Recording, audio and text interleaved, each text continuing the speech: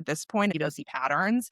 And then also having tools so you can sort of look at the small data, which are the early signals as I see them, but then also supporting it with like, what are the big data trends that we're seeing? Hmm. If you start with the big data, you're Yeah. boiling the ocean. You sort of have to have the strategic intuition. You have to be in it yourself, seeing those signals and patterns and saying, let me go check this out against data. Ooh, I was wrong, or ooh, I'm onto something. Right. So I really think about it as that balance of small data and big data that sort of come together. But you need to start with sort of being immersed in the world, being immersed in culture. So you have a starting point. Because if you don't have that, you're sort of just flying blind.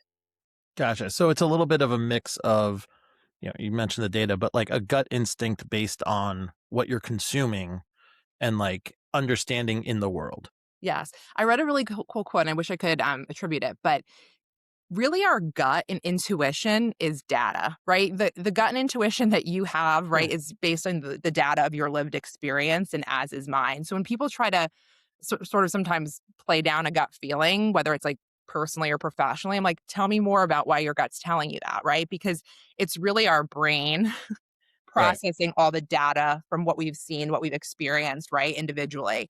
So I even think in some ways that intuition comes from a data pool in a way.